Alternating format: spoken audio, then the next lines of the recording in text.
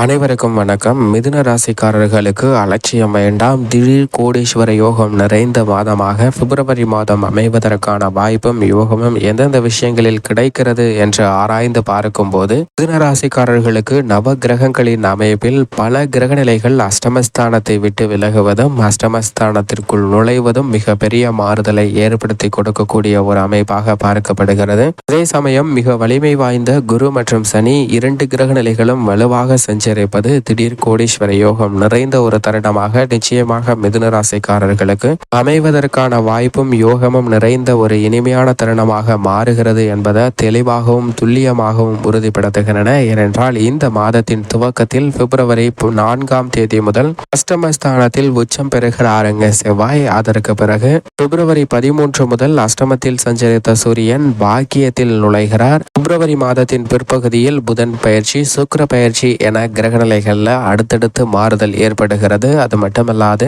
சந்திரனும் இந்த வாரம் முழுவதும் 12 இடங்கள்ல சஞ்சரிக்க போகிறாருங்க. பிப்ரவரி மாதம் ஒவ்வொரு வாரத்திலும் ஒவ்வொரு இடங்களில் சஞ்சரிக்கக்கூடிய சந்திரனின் அமைப்பு என்பது சில நேரம் சாதகமாகவும் சில நேரம் சாதகமற்ற ஒரு அமைப்பையும் ஏற்படுத்துகிறது. அதிலும் குறிப்பாக சந்திரன் அஷ்டமத்தில் இருக்கும் போது மட்டும் அதீத கவனம் தேவை. மற்றபடி பிப்ரவரி மாதத்தில் இருக்கக்கூடிய அனைத்து வாரங்களிலும் நல்ல ஒரு முன்னேற்றத்தை ஏற்படுத்தி கொடுக்கக்கூடிய வலுவான அமைப்பில் தான் நிச்சயம் சந்திரன் சஞ்சரிப்பார். ஆனால் அதே சமயம் மிதுன ராசிக்காரர்களுக்கு இந்த தருணத்தில் ராசியின் அதிபதி மாதத்தின் முற்பகுதியில் அஷ்டமஸ்தானத்தில் வீற்றிருக்கிறாருங்க. ராசியின் அதிபதியான புதன் அஷ்டமத்தில் இருப்பது அவ்வளவு சிறப்பான நன்மை தரக்கூடிய ஒரு அமைப்பாக பார்க்க முடியாது. ராசியின் அதிபதியான புதன் வித்யாகாரகனாகவும் இருக்கிறாருங்க. அப்படிப்பட்டவர் அஷ்டமத்தில் இருப்பதால் சின்ன சின்ன தடைகள் ஏற்படலாம். ஆனால் இந்த மாதத்தின் பிற்பகுதியில் அவர் வலுவாக 9ஆம் இடமாகிய பாக்கியஸ்தானத்தில் நுழைகிறாருங்க. அங்கு ஏற்கனவே ஆட்சி பலம் பெற்று சஞ்சரிக்கிறார் சனி. சனியின் பார்வையில் ராசியின் அதிபதியான புதன் நட்பு கிரகமாக பார்க்கப்படுகிறாருங்க.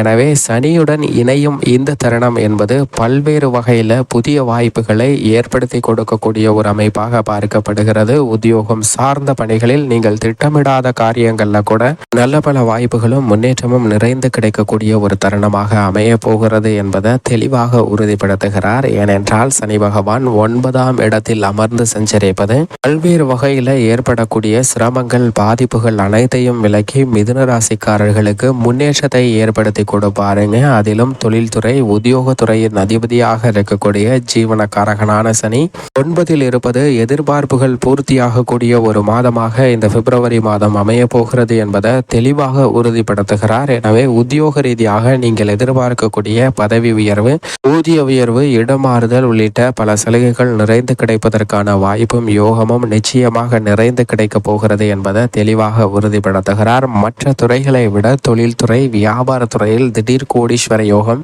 நிறைந்து கிடைக்கக்கூடிய ஒரு தருணமாக அமைய போகிறது என்பதை சனி பகவான் தெளிவாகவும் துல்லியமாகவும் உறுதிப்படுத்துகிறாருங்க. அவருடன் இணைந்து சஞ்சரிக்கக்கூடிய ராசியின் அதிபதியின் அமைப்பும் மேலும் அதை வலுவாக உறுதி சேர்க்கிறது. எனவே அரசாங்க சலுகைகள் நிறைந்து கிடைக்கும். வரி சலுகை, மானிய சலுகை உட்பட பல்வேறு விதமான அதிரடியான சலுகைகளை இந்த தருணத்தில் மிதுன ராசிக்காரர்கள் தொழில்துறையில் பெறுவதற்கான வாய்ப்பும் யோகமும் நிறைந்து கிடைக்க போகிறது. எனவே தொழில்துறை வியாபாரத்துறையில் திடீர் கோடீஸ்வர யோகம் நிச்சயமாக கிடைப்பதற்கான வாய்ப்பு உண்டு. அதையே உறுதிப்படுத்தக்கூடிய வகையில் மாதத்தின் முற்பகுதியில் அஷ்டமஸ்தானத்தில் வீற்றிருக்கக்கூடிய சூரியன் பிற்பகுதியில் பிப்ரவரி 13ஆம் தேதிக்கு பிறகு வலுவாக ஜீவனஸ்தானத்திற்கு மாறுகிறாருங்க. ஜீவனஸ்தானத்தை வலுப்படுத்தக்கூடிய வகையில் பாக்கியஸ்தானம் ஆகிய 9இல் நுழைகிறாருங்க. சனி மற்றும் புதன் அங்கு சஞ்சரிக்க அவர்களுடன் இணைந்து சூரியனும் சஞ்சரிக்க போகிறாருங்க. சூரியன் அஷ்டமஸ்தானத்தை விட்டு விலகுவது மிதுன ராசிக்காரர்களுக்கு பல்வேறு வகையில பாதிப்புகள் விலகி, அலைச்சல் விலகி, சிரமம் விலகி, நல்ல முன்னேற்றமும் வெற்றி வாய்ப்பும் நிறைந்து கிடைக்கக்கூடிய ஒரு இனிமையான தருணமாக மாறக்கூடிய ஒரு சூழ்நிலை உருவாகி இருக்கிறது என்பதை தெளிவாகவும் துல்லியமாகவும் உறுதிப்படுத்துகிறது. இதன் காரணமாக தான் இந்த பிப்ரவரி மாதத்தில் 3 கிரக நிலைகள் 9ஆம் இடமாகிய பாக்கியஸ்தானத்தில் அமருவதால் நிச்சயமாக பல்வேறு வகையில புதிய வாய்ப்புகளும் பொருளாதார ரீதியான முன்னேற்றமும் நிறைந்து கிடைக்க போகிறது. அது மட்டுமல்லாது முழு சுப கிரகமும் தோஷமற்றவருமாக இருக்கக்கூடிய குருவும் மிக வலுவாக 11ஆம் இடமாகிய லாபஸ்தானத்தில் வீற்றிருக்கிறாருங்க. குரு லாபத்தில் இருக்கக்கூடிய இந்த தருணம் அனைத்து விதமான பணிகளிலும் அதிர்ஷ்ட யோக வாய்ப்புகளும் லாபமும் நிறைந்த ஒரு தருணமாக அமைய போகிறது என்பதை தெளிவாகவும் துல்லியமாகவும் உறுதிப்படுத்துகிறாருங்க. குரு லாபஸ்தான சுகஸ்தானத்தில் இருப்பதால் குடும்ப ரீதியாக எந்த பணியை திட்டமிட்டாலும் அவை அனைத்தும் மிக சிறப்பாக நடைபெறுவதற்கான வாய்ப்பும் யோகமும் நிறைந்து கிடைக்கக்கூடிய ஒரு தருணமாக அமைய போகிறது என்பதை தெளிவாக உறுதிப்படுத்துகிறார். குடும்ப ரீதியாக சந்தித்து வரக்கூடிய மனக்குழப்பம், தேவையற்ற ஒரு விதமான பிரச்சனைகள் அனைத்தும் விலகி மகிழ்ச்சி பிறப்பதற்கான வாய்ப்பு நிச்சயமாக உண்டு என்பதை குரு உறுதிப்படுத்துகிறாருங்க. அது மட்டுமல்லாது விரைய செலவுகள் கட்டுக்குள் வரும், ஆரோக்கியம் சார்ந்த தொல்லைகள் விலகுங்க, ஆரோக்கியம் அபிவிருத்தி ஆகக்கூடிய ஒரு தருணமாகவும் திட்டமிடக்கூடிய சுப நிகழ்வுகளை மிக சிறப்பாகவும் செம்மையாகவும் செய்து முடிக்கக்கூடிய அதிர்ஷ்டமும் யோகமும் நிறைந்த ஒரு தருணமாக மாறப்போகிறது என்பதை தெளிவாக உறுதிப்படுத்துகிறாருங்க குரு. எனவேதான் மிதுன ராசிக்காரர்களுக்கு லாபத்தில் வீற்றிருக்கக்கூடிய குருவும் 9ஆம் இடத்தில் ராசியின் அதிபதியான புதன், சனி, சூரியன் போன்ற கிரகநிலைகள் அமர்ந்து சஞ்சரிப்பது திடீர் கோடீஸ்வர யோகம் நிச்சயமாக கிடைப்பதற்கான வாய்ப்பையும் யோகத்தையும் உறுதிப்படுத்துகிறது. எனவே நீங்கள் எடுக்கக்கூடிய முயற்சிகள் ஒவ்வொன்றிலும் நல்ல பல முன்னேற்ற வாய்ப்பு நிச்சயமாக காத்திருக்கிறது. துணிந்து ஈடுபடலாம். ஏனென்றால் ஜீவனஸ்தானமாகிய 10ஆம் இடத்தை மிகவும் வலுவுள்ளதாக மாற்றுகிறாருங்க ராகு தொழில் ஸ்தானத்தை வலுவுள்ளதாக மாற்றக்கூடிய இந்த தருணத்தில் தொழில் ரீதியாக இருக்கக்கூடிய அனைத்து விதமான பிரச்சனைகளும் சிரமங்களும் தடைகளும் நீங்கக்கூடிய ஒரு அமைப்பாக பார்க்கப்படுகிறது. தொழில் ரீதியாக சந்திக்கக்கூடிய தடைகள் விலகுவதால் நீங்கள் எதிர்பார்க்கக்கூடிய முன்னேற்ற வாய்ப்பு, அரசாங்க சலுகைகள் உள்ளிட்ட பல நன்மைகள் நிறைந்து கிடைக்குங்க.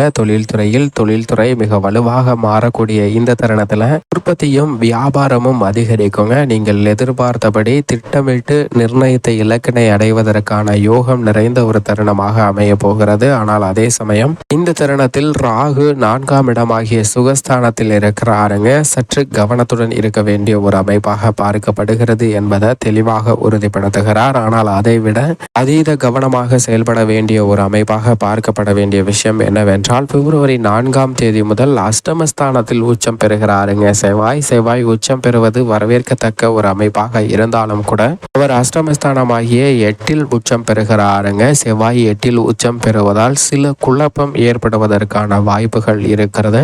இருப்பினும் குரு, சனி போன்ற கிரகநிலைகள் மிக வலுவாக இருப்பதால் அவை ஏற்படுவதற்கான சாத்தியக்கூறுகள் இல்லை என்றாலும் அஷ்டமத்தில் இருக்கக்கூடிய செவ்வாயால் சில தடைகள் வரும் என்பது உறுதி செய்யப்பட்ட ஒரு அமைப்பாக பார்க்கப்படுதுங்க. எனவே விவசாயம் சார்ந்த பணிகளிலும் சரி, மங்கள நிகழ்வுகளை திட்டமிடும் போதும் சற்று விழிப்புணர்வுடன் இருக்க வேண்டும். அது மட்டுமல்லாது சுக்கிரன் மாதத்தின் முற்பகுதியில் 7ஆம் இடமாகிய சப்தமஸ்தானத்தில் வலுவாக சஞ்சரிக்கிறாருங்க. இது வரவேற்கத்தக்க ஒரு அமைப்பாக பார்க்கப்படுகிறது. ஆனால் மாதத்தின் பிற்பகுதியில் உச்சம் பெற்ற செவ்வாயுடன் அஷ்டமத்தில் சஞ்சரிக்க போகிறார். சுக்கிரன் அஷ்டமத்திற்கு வரும்போது சற்று விழிப்புணர்வுடன் செயல்பட வேண்டும். பெண்மணிகளை பொறுத்தவரைக்கும் இந்த மாதம் முழுவதுமே குரு வலுவாக சஞ்சரிக்கிறார். சுக்கிரனும் சாதகமாக இருப்பதால் பெண்மணிகளுடைய எதிர்பார்ப்பு நிச்சயமாக பூர்த்தியாகும். மேலும் சாதகமாக மாற்றிக்கொள்ள நிச்சயமாக மிதுன ராசிக்காரர்கள் வாரத்தில் ஏதேனும் ஒரு நாள் விரதமிருந்து அருகாமையில் உள்ள இஷ்ட தெய்வ ஆலயம் சென்று தீபமேற்றி வழிபாடு செய்யுங்கள். நிறைந்த நன்மையும் முன்னேற்றமும் நிச்சயமாக மிதுன ராசிக்காரர்களுடைய வாழ்வில் இனிதாக கிடைக்கும்.